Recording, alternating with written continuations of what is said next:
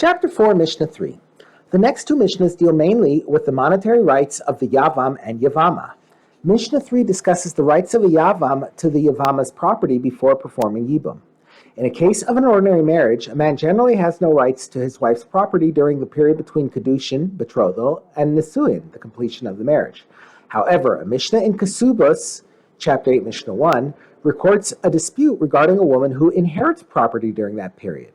Beis Shammai say that she is allowed to sell it since it is completely hers, whereas Beis Hillel say that she should not sell it since the husband expects to get rights after the Nisuyin.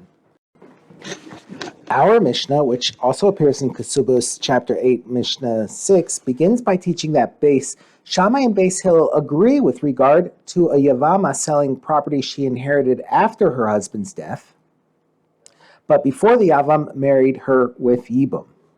We now turn to the words of the Mishnah.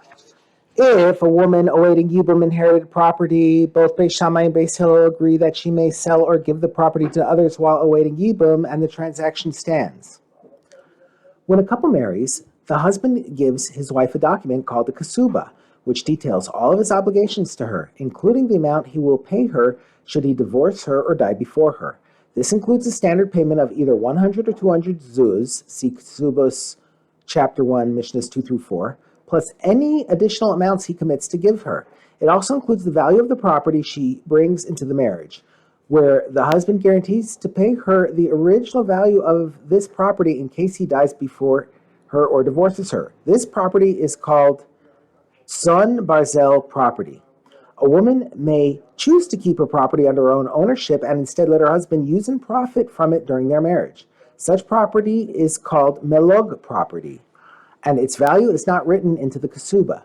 If the woman dies before the man, he inherits both the son barzel and the melog properties.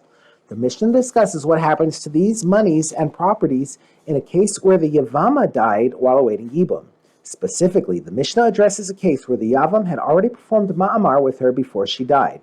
We now return to the words of the Mishnah. If a woman awaiting Yibum died after the Yavam performed ma'amar with her, what should they do with her kesuva, i.e. the basic payment of 100 or 200 zuz, the additional amount he had committed to pay her, and the son barzel property? And what should they do with the properties that enter and leave the marriage with her, i.e. the melog property? Does all this go to the Yavam, or does her family inherit it from her? The opinion of Beis Shammai, who addresses only the second question, what to do with the melog property. Beis Shammai say, the heirs of the husband, i.e. his brother, the Yavam, divide the melog property with the heirs of the woman's father. This is because we are not sure whether the Mamar gave the Yavam rights to these properties as though he had married the Yavama, in which case he would get all of them, or whether Ma'amar did not give him such rights, in which case they should go to her family.